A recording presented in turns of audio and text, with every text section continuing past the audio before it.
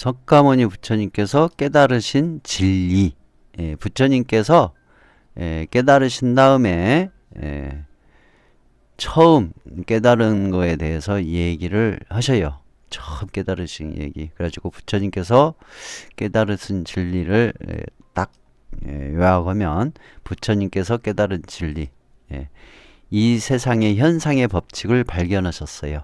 업에 의한 인과응보 법칙과 인과 연기 현상의 법칙을 발견하셨고, 그 다음에 네 가지 성스러운 진리를 통찰해서 괴로움에 대한 진리, 집착에 대한 진리, 괴로움의 벗어남에 대한 진리, 괴로움을 벗어나는 8가지 올바른 방법의 진리를 알으셨고요. 그 다음에 부처님께서 깨달음, 불교로서 깨닫는 것, 부처님이 깨달음으로 성취하신 것, 성취하신 것, 그것은 이 세상의 법칙인 업에 의한 인과응보 법칙, 인과연기의 법칙, 현상을 발견한 것을 바탕으로 선업을 지어서 세속의 행복을 만들어가는 생활의 지혜를 성취하시고, 나와 모든 존재는 조건에 의존하여 생겨났다 사라지는 연기적 존재에 이어서 나와 모든 존재는 고유의 실체가 없는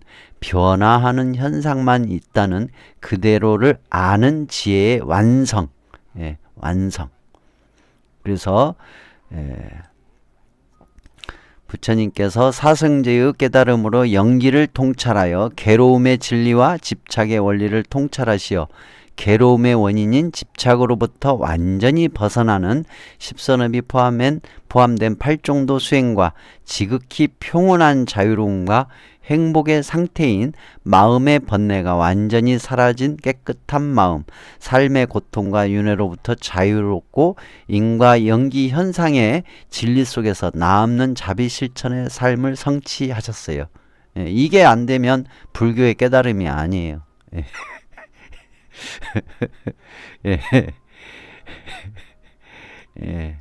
그러니까 부처님께서 깨달음을 성취하신 것 첫 번째에 해당하는 이 부분이 없으면 불교의 깨달음이 아니죠.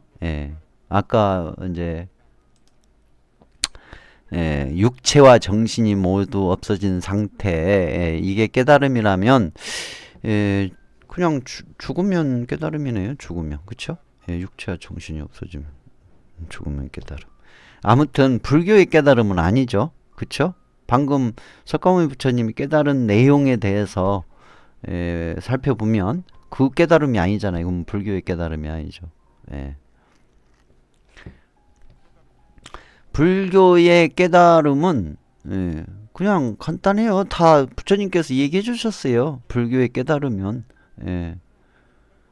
그냥 업의 인과 연기, 업의 인과 연기, 그리고 사성제, 팔종도 실천을 통해서 해탈 지혜가 완성이 되는 거, 성취되는 거, 그게 깨달음의 불교의 깨달음이에요. 그게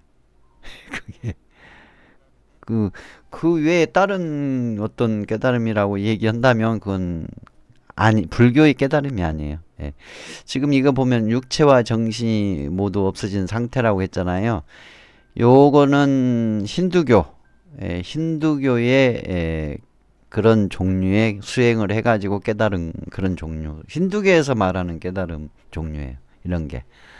육체와 정신이 모두 없어진 상태는 부처님께서도 수행하면서, 부처님도 그 당시에 그 힌두 사문들, 외도들의 수행 방법을 배워가지고 했거든요. 그래서 육체와 정신이 모두 없어진 상태, 있는 것도 없는 것도 아닌 상태, 그래서 무소유처정, 비상 비비상 처정 해가지고 그런 것을 다 경험을 하셨는데, 이건 깨달음이 아니다.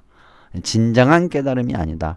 진정 생사를 뛰어넘는 생로병사 문제를 해결하는 깨달음이 아니다 해서, 아이고 내가 잘못했네, 쓸데없는 것을 했구나 하고 다른 걸 하시잖아요. 고행수행 또 6년 하시고, 아이고 내가 또 쓸데없는 것을 했구나 해가지고 스스로 이제 다시금 회상하면서 수행을 하셔요. 그래서 그동안 살아오면서 올바르게 살아온 것과 합쳐서 그 자리에서 서서 이제 진실한 사유명상을 하셔요. 사유, 내가 살아온 걸 회상하는 사유도 하시고, 그렇게 하면서 점차 깊이 숙고하는 명상을 하셔서 이치를 보게 된 것이죠. 이 세상의 법칙. 우리는 학교에서 약육강식의 법칙으로 이 세상이 돌아간다 그러잖아요. 근데 부처님께서 깨달아서 발견한 거, 세상에서 법칙을 발견해서 보니까 인과응보, 본인이 지은 행위의 업에 의해서 그 원인으로 해서 조건이 합쳐지어서 일어나는 현상으로 돌아간다. 그래서 업의 인과, 응보, 인과, 연기 현상으로 세상은 돌아가고 있구나. 약육강식이 아니라 이제 그걸 발견하셨죠. 그리고 나서 이 세상의 모든 중생들, 사람이든 동물이든 뭐든 다 결국에 가서는 태어나면 반드시 죽게 돼 있고, 또 반드시 괴로움을 결과를 맞이하는구나. 괴로움을 결과로. 아무리 즐거운 일이라도 결국은 아쉬움의 결과를 만든다든가 슬픈 이별의 결과를 만든다든가, 아무튼 무조건 그 결과를 보면 괴로움을 결과를 맞이한다라는 것을 보신 거예요. 그게 고성제예요. 고성제. 근데 그 괴로움의 결과가 왜 만들어지나, 괴로움이 만들어지나 보니까 집착이더라 이거요. 올해 불로장생 태어나가지고 사람들은 죽음 앞에서 괴로움을 겪잖아요. 두려움을 겪고 공포심과 원한이 남고 한이 서리고 미련이 남고는 괴로움을 겪어요. 또 그런 괴로움 다 집착이더라 이거죠. 모든 게 집착에서 일어나고 있더라 그죠. 욕심내고 집착하고, 그래서 화내고, 그걸로 인해 또 괴로움이 만들어지고, 슬픔이 만들어지고, 외로움이 만들어지고, 우울함이 만들어지고, 아무튼 그 결국은 괴로움이 만들어지고, 그걸 벗어날 수 있는 방법은 뭘까? 또 통찰하셔서 깨닫고 보시니까, 관찰해서 보시니까 8가지 바른 길이 있더라 해서 8정도 해가지고 8가지 바른 길을 이대로 순서대로 이런 식으로 딱 생활에서 실천하면서 수행도 하고, 그러니까 실천하는 행위, 실천행, 그리고 마음 공부, 내 마음이 움직이는 걸 관찰하고 다 잡고, 마음을 다 잡는 거죠. 좋은 쪽으로. 나쁜 쪽으로 자꾸 생각나고 마음이 자꾸 그쪽으로 움직이는 거를 다스리고 다 잡고 숙고하고 사유하고 통찰해서 좋고 현명하고 지혜롭고 직관력 있는 통찰력 있는 그런 마음으로 바꾸는 거. 그 2가지를 했죠. 몸으로는 십선업 실천하는 쪽의 방향을 잡으셨고 그렇게 하고, 마음으로는 나를 마음을 다스리고 마음을 좋은 방향으로, 지혜로운 방향으로, 모든 거 고정관념 없이 순수히 그대로 보는 그런 마음으로 만들고, 그렇게 해서 깨달아서 자유를 얻으셨다 이거죠. 최상의 궁극의 자유를 얻으셨다고. 어떤 거에도 구속되지 않는 자유를. 그게 부처님이 깨달으신 내용이에요. 근데 마음도 없고 육체와 정신이 모두 없어지는 상태, 그거는 제가 봤을 때는 체면 걸린 것 같아요. 스스로 체면 걸린 상태. 그런 거 있잖아요. 스스로 체면 걸려가지고 육체도 없고 마음도 없어진 상태. 아니 정말로 육체와 정신이 없어졌다면 그럼 말을 않고 사라졌겠죠. 그죠? 육체도 사라졌고 정신도 사라졌으니까. 근데 다시 돌아왔다는 얘기 아니에요. 육체가 멀쩡히 있었는데 육체가 있는지도 모르는 내 육체가 사라진 그런 느낌, 내 정신이 사라진 느낌을 받았다는 얘기 아니에요. 그건 뭐냐면 스스로 자기 체면에 걸린 거예요. 자기 체면에 걸린 것이 무슨 불교의 깨달음이에요. 불교의 깨달음 아니에요 그거는. 그렇잖아요. 정말로 육체가 사라졌다면 다시는 돌아올 수 없지.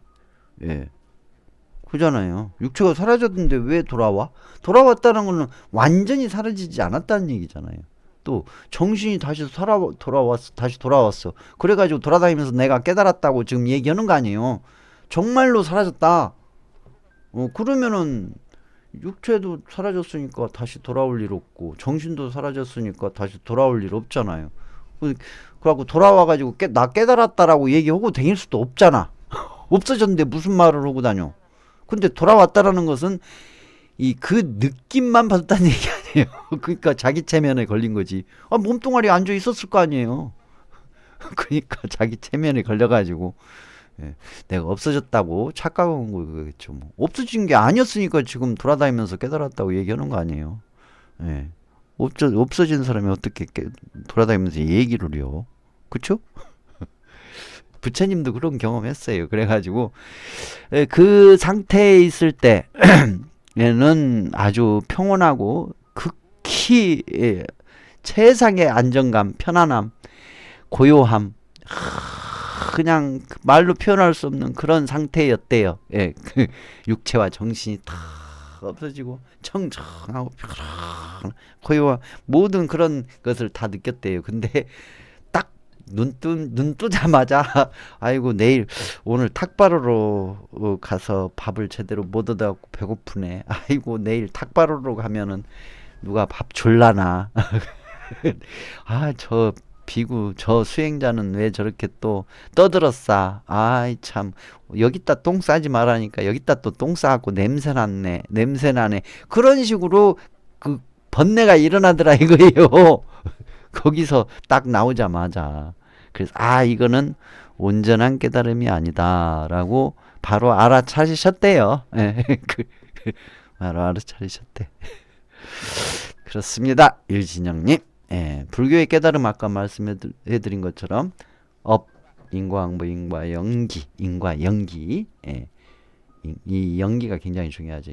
업, 인과연기, 인과응보, 인과연기, 그리고 고성제, 집성제, 멸성제, 도성제를 통한 통찰, 실천, 수행 통찰로 모든 번뇌,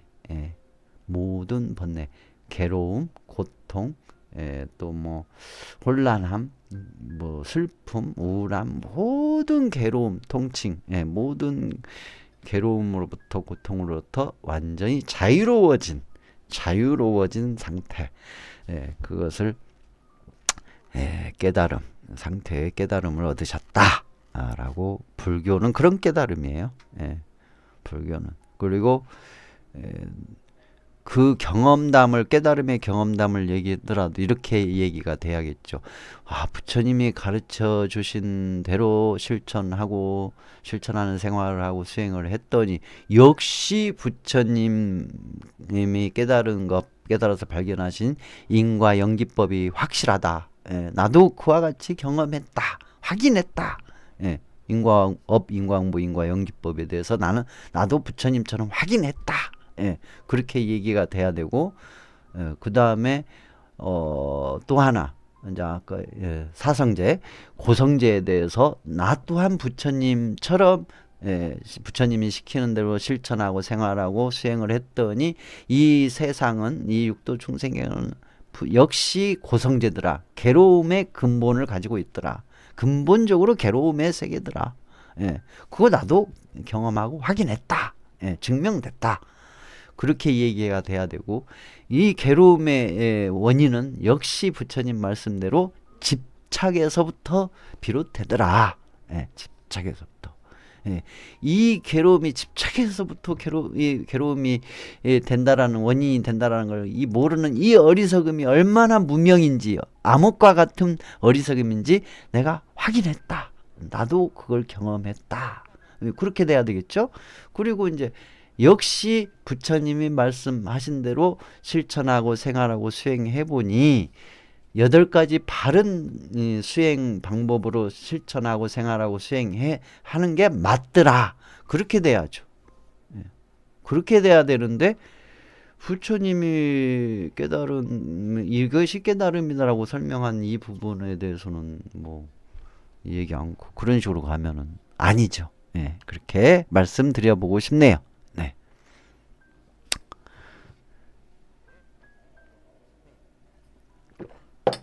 불교의 깨달음은 부처님이 이것이 깨달음이라고 얘기해 준 것을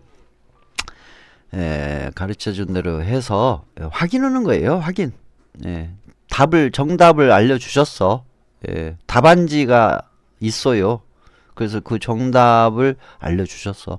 그 정답을 본인이 이제 확인할 수 있는, 정답을 확인할 수 있는 공식도 알려주셨고, 그래서 그대로 해보는 거예요.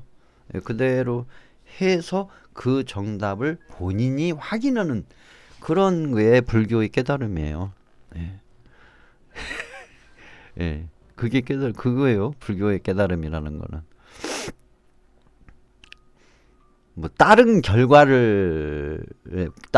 어떤 결과의 깨달음을 만들어내는 게 아니에요. 불교는 석가모니 부처님께서 깨달은 것도 다 알려줬어요. 정답도 알려주고 공식도 알려주고 다 알려줬어요. 예. 그런데 난데없이 다른 깨달음을 얘기하면 안 되죠. 힌두교의 깨달음은 달라요. 불교의 깨달음하고. 자이나교의 깨달음도 다르고 아비지카교의 깨달음도 다르고 브라만교의 깨달음도 다르고 기독교의 깨달음도 다르고 천주교의 깨달음도 다르고 이슬람교의 깨달음도 다르고 유교의 깨달음도 다르고 도교의 깨달음도 다르고 불교의 깨달음도 달라요. 일단은 똑같지가 않아요. 그런데 불교의 깨달음이 아닌 다른 깨달음을 가지고 불교의 깨달음이라고 하면은 그거는 이제 불자로서 만약에 불자나 불교 수행자로서 그런 식으로 한다면 그거는 외도 중에 외도고 정말 무간지옥에 갈 만한 그 악업을 짓는 행위가 되겠죠. 그럴 거 아니에요. 부처님의 가르침을 기본 바탕으로 수행해서 깨닫고자 하는 수행자가 부처님이 알려준 정답, 공식 그런 걸 다 무시하고 다른 깨달음을 선언을 한다? 이 얘기를 한다. 그거는 웃기잖아요. 그래서 저도 처음에는 다른 막 그 깨달았다고 하는 거 있잖아요. 여러 스님들 또는 어떤 사람들이 불교를 공부를 했고 깨달았다고 하는 내용들이 진짜 저런 거 하고 막 했었어요. 초기에는 저도. 근데 제가 공부를 하고 실천을 해보면 해볼수록 부처님 이미 정답을 만들어 얘기해 주셨잖아요. 그리고 그 방법도 다 공식도 다 알려주셨고 그리고 또 해보면 해볼수록 맞아요. 또 그것이 맞네. 그게 맞네.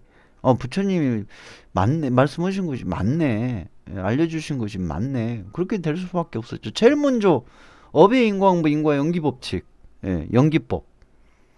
제일 먼저 맞네. 확인이 됐어요. 남들은 다 약육각신 법칙으로 세상은 돌아간다고 하는데 부처님은 업의 인과응보 인과연기 법칙으로 가려고 했으니까 그렇다고 얘기를 했거든요. 정말 정반대잖아. 어찌 보면 극과 극이잖아요. 그런데 약육강식으로 법칙으로 보니까 안 맞는 것 같아요. 왜냐하면 사자가 다른 동물을 막 안 잡아먹고 지나치기도 하고 또 배부르면 잘 안 먹잖아요. 이게 안 잡아먹잖아요. 그리고 고양이가 뿅아리를 키우기도 하고 개와 고양이가 한 집에서 한 방에서 지내기도 하고 아무튼 이상한 일들이 많이 벌어지는 거예요. 세상에. 천적이라고 하는데 약육강식의 논리에서 천적이 나오는 거잖아요. 근데 천적끼리 서로 보호하고 친구가 돼가지고 또는 부모 자식이 돼가지고 그렇게 사는 모습이 보이는 거예요. 안 맞잖아. 약육강식의 논리가. 근데 업에 의한 인과응보 인과연기의 법칙으로 보면 맞아요. 그게. 천적 관계가 부부 관계처럼 되기도 하고 천적 관계가 부모 자식 관계처럼 서로 보온의 인연에 의해서 그런 현상으로 이렇게 딱 보면 맞는 거예요. 그게 그거 확인이 되니까 맞네. 그렇게 이제 확인이 되고 뭐 인과연기법이 확인이 되죠. 또 그 다음에 고성제 세상은 근본적으로 괴로움이다. 결국은 괴로움을 낳는다. 맞잖아요. 태어났어. 업에 의해서 태어났대. 내가 태어나고 싶어서 태어난 건 아니잖아요. 기억도 안 나. 그러니까 막 태어난 거야. 어쨌든 업에 의해서 태어났어. 근데 태어나서 지금까지 살아오면서 살아보니까 이 살아보면서 관찰을 해보니까 역시 괴로움의 결과의 종착역이 거기다 이거요. 죽음을 맞이하잖아요. 암으로 죽든 다른 병으로 죽든 수명이 다해서 죽든 결국은 죽음을 맞이하잖아요. 괴로움이죠. 그것도 맞네. 고정제도 맞는 거예요. 또 집착. 그 집착도 맞는 거예요. 확인이 돼. 조금만 관찰하고 숙고해보면 확인이 되잖아요. 예. 그래서 이제 8가지 바른 길, 8가지 바른 길을 또 하나하나 또 해가 보면 맞아요. 예. 그러니까 그 과정 속에 그렇게 해가는 과정 속에서 큰 깨달음은 아니지만 큰 자유와 행복은 아니지만 생활 속에서 소소한 자유와 행복도 더 늘어나고 똑같은 상황인데도 이 새 속에서의 자유로움과 행복도 더 증장이 돼요. 늘어나요. 그리고 궁극의 자유와 행복도 어렴풋이나마 그래도 궁극의 자유와 행복이 만들어지는 것을 점검해 갈 수가 있어. 그러니까 부처님 말씀이 맞네. 그렇게 되는 거예요. 그렇게. 근데 무슨 특별한 다른 깨달음은 힌두교 깨달음을 차지해야지. 도교의 깨달음. 도교의 신선사상. 도교의 신선사상. 500년 살고 200년 살고 1000년 살고 하는 신선사상. 그런 것도 있고. 근데 이 불교가 부처님 당시 인도 동북부 지역에서 이제 만들어지잖아요. 그것이 이제 티베트 불교로 또는 중국 불교로 한국 불교로 일본 불교로 흘러가기도 하고 또 스리랑카 인도 남부 지역으로 해서 스리랑카로 해서 미얀마 또 태국 뭐 이런 식으로 가고 북방 불교가 베트남까지 내려가거든요. 그러면서 그 나라의 토속 신앙이라든가 종교와 혼합이 되기도 하고 막 그러면서 불교의 깨달음도 좀 추상화가 되기도 했죠. 추상화가 되기도 하고 수행 방법도 부처님이 얘기해 준 팔종도 말고 다른 수행 방법을 얘기도 하기도 하고 그 발전이 되기도 하고 또는 팔종도 수행 방법 중에 마지막인 정정 마음 수행 중심의 그 수행 방법만 극대화 시켜가지고 그것이 전부가 돼버린 8정도가 아니라 1정도가 돼버린 거죠. 1정도만 하는 식으로 그렇게 변화가 일어나면서 그런 현상이 일어난다고 저는 보고 있어요. 그러니까 그저 제가 본 공통적이에요. 남방불교나 북방불교나 티베트불교나 공통적으로 나오는 거 업, 인과응, 무인과의 연기 확실하게 공부하고 이해하고 숙고하고 성찰하고 그리고 사성제 고성제, 집성제, 별성제, 도성제 이해하고 공부하고 이해하고 숙고하고 성찰하고 그리고 십선업 8종도 실천 수행해 가면 부처님이 정답 얘기해 준 것을 확인할 수 있을 것이다. 그 확인이 완벽하게 됐을 때 이제 그게 부처님의 가르침을 통한 깨달음이라고 봐야 되겠죠. 그렇게 말씀드릴 수 있습니다.